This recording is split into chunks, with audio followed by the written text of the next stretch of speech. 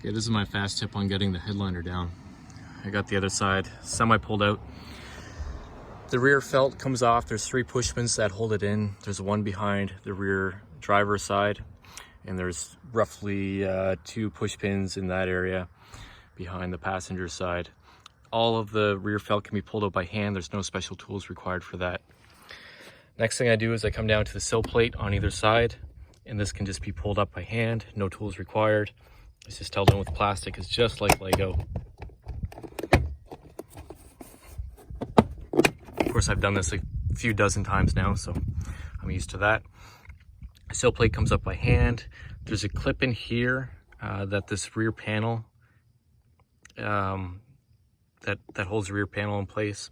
But next I'll pull out the weather stripping, 3/4 of it. If you pull out all of the weather stripping, then I would use chalk to mark the alignment of the weather stripping in relation to the actual cab itself.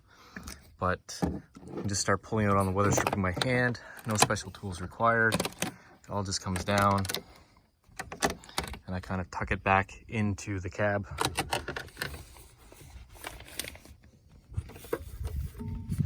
Right, with the weather molding out of the way, you can then pull up on this panel here.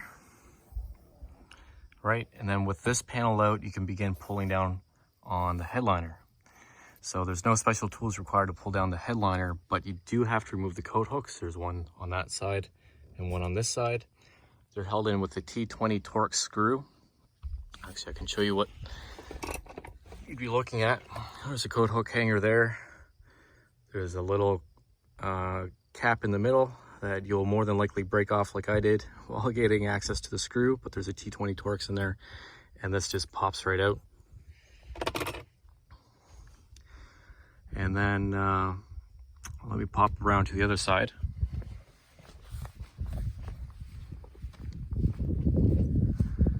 This is the rear cab felt.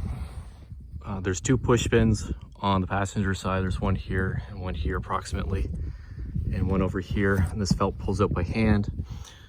The rear seats fold down. You can look up videos on YouTube how to do that. There's lots of videos showing how to get your rear seats folded down. This is what the molding looks like when it's pulled out. There's a clip in the top that has a metal retainer on it. It's the worst one to get, but you can pull it out by hand. It's just a little bit stubborn.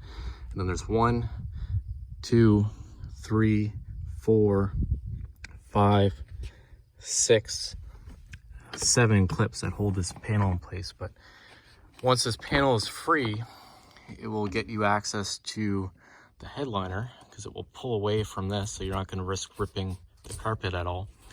And then you can just pull down on the headliner, and there's just metal clips that hold it in place. And you can just pull down and it will start to snap out little bits at a time. I'm nearly certain that the rear dome light clips into the headliner, not the cab. So once this panel is out, I should be able to just pull down on the headliner carefully by putting my hand up underneath and being careful not to put a crease in the headliner, work it free. And that should give me enough access to work up in there behind the third brake light, because the reason why this is coming down, this is my Sync Connect module.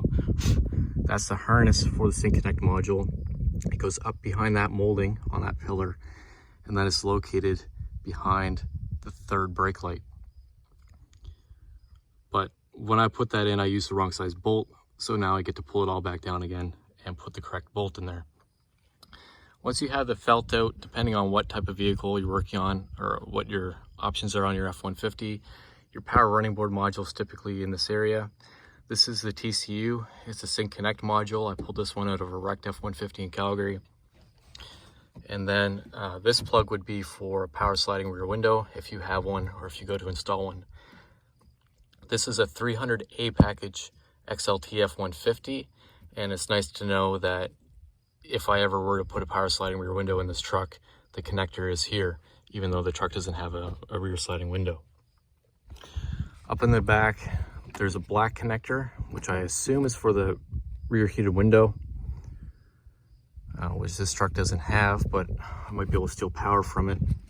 And then there's a gray connector up top that I hope I might be able to steal the H3 CAN bus from, but I'll have to check into some wiring diagrams on that one. this is what the truck looks like apart, and I hope it'll give you some idea of what you're doing when you're working in this end of the truck.